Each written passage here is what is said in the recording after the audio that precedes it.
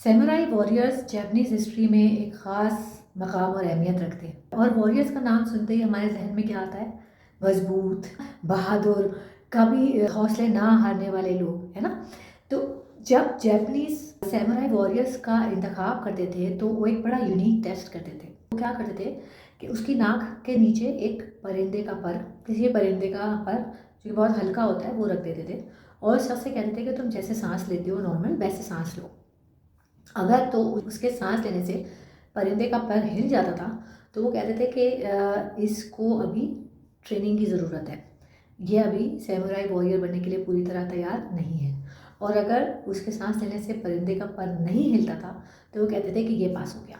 बाकी सारे टेस्ट वो बाद में लेते रहते थे। पास करने का मेजर जो इनका फैक्टर था वो ये था। तो वो ऐसा क्यों कहते थे?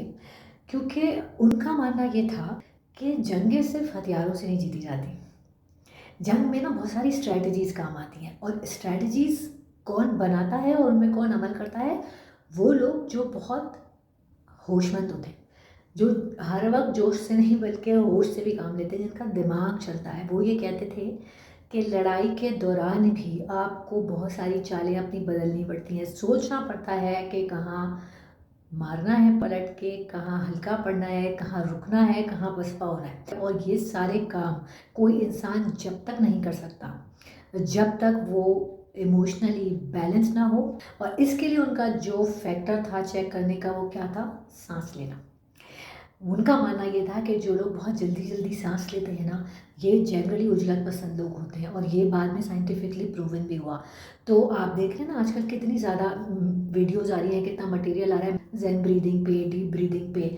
वो ऐसे ही नहीं कहते, ये सारी प्रैक्टिसेस करने से आपका फोकस इम्प्रूव होता है, कॉग्निटिव एबिलिटीज़ बढ़ती हैं, आपकी इमोशनल इंटेलिजेंस बढ़ती है, आपको तवक्कुफ लेना आता है। इन शॉर्ट हर चीज़ को बहुत सोच समझ के करते हैं और इसका बहुत गहरा ताल्लुक है हाउ वी ब्रीथ।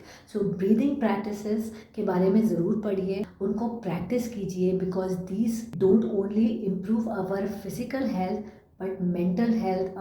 हमारे फोकस को इम्प्रूव करती है, हमारी कॉग्निटिव एबिलिटीज़ को बढ़ाती है, हमारी इमोशनल वेलबींग के लिए बहुत ज़्यादा ज़रूरी है, हमारे न्यूरल कनेक्शंस को इम्प्रूव करती है। इसलिए इन एक्सरसाइजेस को ज़रूर प्रैक्टिस करें। Don't take the breathing for granted, it can support you to be a very different person all together.